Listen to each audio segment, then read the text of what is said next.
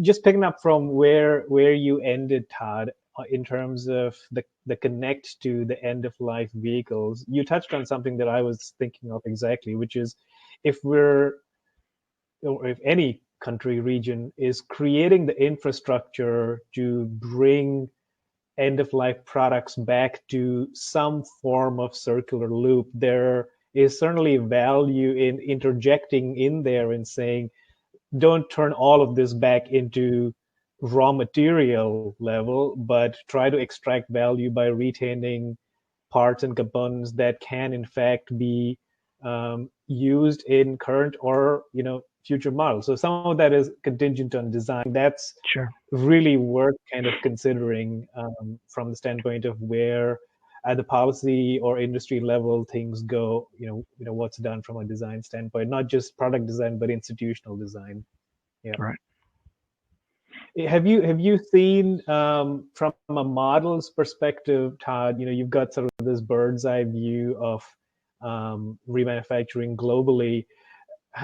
What may be, it's kind of open-ended as a question, what may be nuances that you're seeing in how markets and industries and perceptions are evolving in nascent, perceived and developed in economies that are decades old or markets that are decades old in like the US, for example. So what might be some considerations perhaps where for consumers or even businesses that are coming into this not fully understanding but interested, and also providing that level of confidence that the product is going to perform at the same level. I think this is something that, or do you have anything you could share in terms of how that differs from emerging economies versus more developed markets?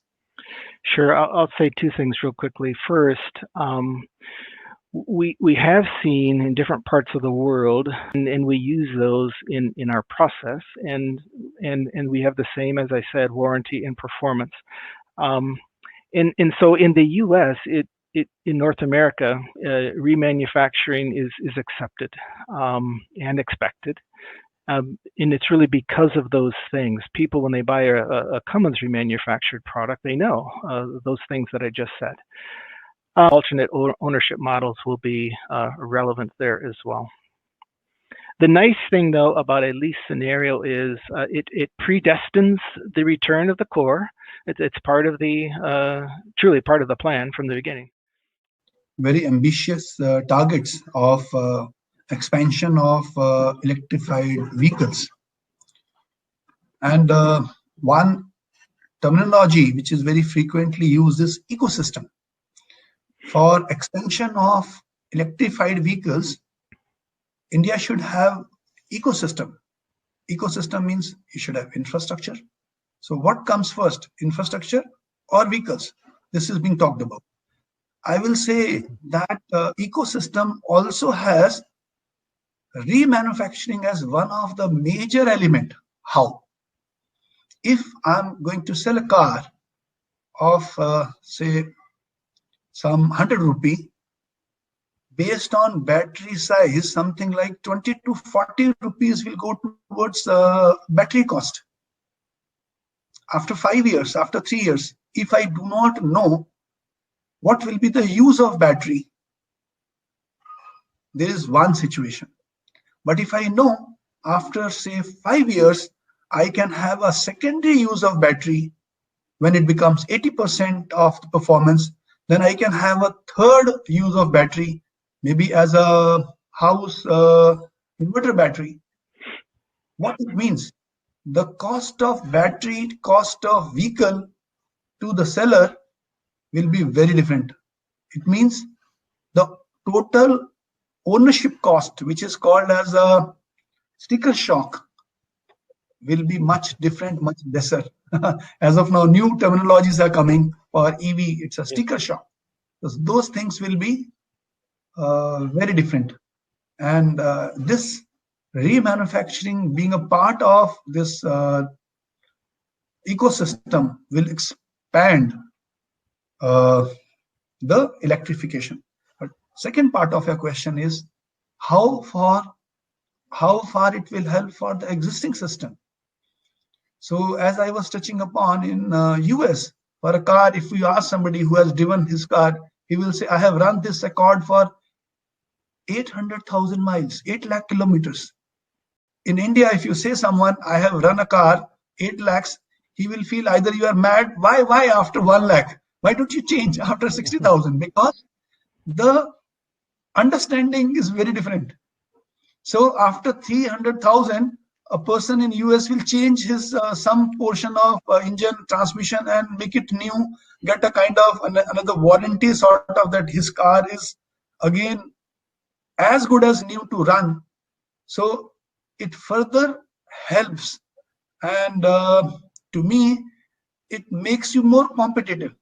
Such elements should be looked into while you are thinking of becoming a global hub from a developed market. So these are, to me, these are part of ecosystem to make you successful in overall business scenario, overall competitiveness. I hope I Yep. answered to your Yes, question. yes, thank you. Yes, thank you. Yeah, I think you're, yeah, the it's sort of a, I understand what you're saying in terms of it being a chicken and egg kind of question, and I think in terms of electric mobility, but I think that question also applies to the acceptance of remanufactured products, not just in automotive manufacturing, but remanufactured products in general, right? If you're trying to venture into providing remanufactured products or shifting your business model where remanufacturing becomes a central or very important piece of how you're getting products out there, you've got to think about the reverse logistics and all of those infrastructure side of things, but also the question is, um, will consumers really go for this, right? And so it feels like an impasse, but I think it's more about you've got to lean into it a little bit, and I think that's part of what we're trying to do here through Recreate, is to bridge that gap between this is a good idea, but we don't know if people will actually adopt this, and that's where the education and the sensitization and the having meaningful conversations where we're talking about it from a long-term vision perspective, but also putting numbers to it and saying what can this look like in terms of sustainability outcomes, carbon impact outcomes, job creation potential. And to me, obviously, I'm biased, but to me, this has tremendous opportunity from the standpoint of a long-term sustainable vision transitioning towards a greater degree of circularity in the automotive sector in India. And also, to your point about electric vehicle batteries, I mentioned this on the previous webinar as well because I'd used electric vehicle batteries as an example. The And this is something that I heard at an online symposium organized by the Trier University of Applied Sciences in Germany, and they were having a discussion about electric vehicle batteries. And one of the things that came up was that original designs were not designed for remanufacturability, but that has since shifted because within batteries are made up of cells or modules, and the 80% threshold that you mentioned, which is to say anything less than 80%, and it's not suitable for a car, but it can be used for stationary power storage. Well, that 80% is dependent on one cell. So if there's one cell that drops down below, which brings the overall performance down, if it's designed for remanufacturability, you could replace that one cell out, and that gives you, assuming all of the other cells are still performing at Absolutely appropriate right. levels, Yeah. you push the battery back up to a performance level where it can get used in a vehicle. So you're not necessarily giving it, it's not a, secondary usage cycle. You're talking about giving it another life cycle as its intended original design. So the discussion there was that has shifted where battery manufacturers saying we need to go back and make these remanufacturable because from not just from a life cycle standpoint of what the product does, but what it means from a business standpoint, from an accounting perspective. And when you start looking at a product that is giving you multiple lives over an extended period of time versus it being on the wrong side of the ledger, so to speak, where it is now no longer what it was intended to be, and so you've got to write it off as something else. So I think there are some very real business consequences, which even Todd you mentioned in some of the numbers that you were going through. And I think that needs to be maybe emphasized more and more. I know we're sort of coming to the end of our time here, but I have a feeling that we will have more of these conversations going forward, not just for the sake of the conversation, but I think what we would like to do is to have kind of roundtable discussions, maybe not necessarily as a webinar format, but to have a broad stakeholder base coming together who are thinking about what the future of mobility looks like, and to really kind of inject remanufacturing in there as part of the suite of strategies that need to be looked at in a meaningful way. So, yeah. Absolutely right. Yeah. So we are at the 5:30 p.m. mark here in Indian time. I want to thank you guys both for taking the time, for waking up very early, Todd, and also taking time out from a busy day, Yash. Do you have any last thoughts that you'd like to touch on or close with before we sign off here?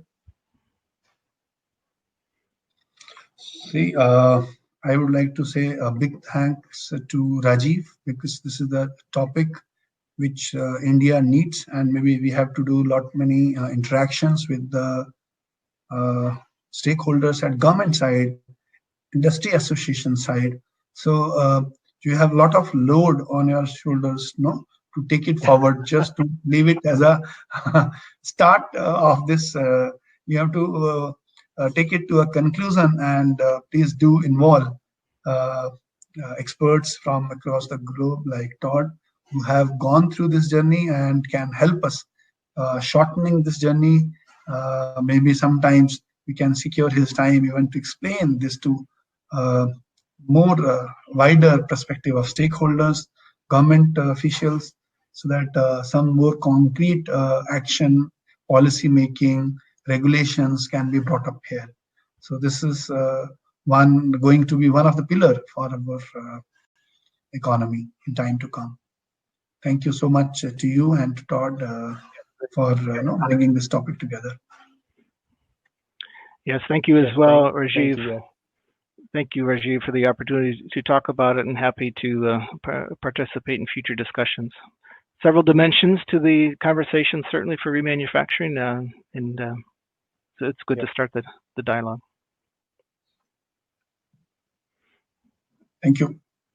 I agree. Yes, I totally agree that there's more to come. So stay tuned, and thank you everyone for joining. And we'll see you next time.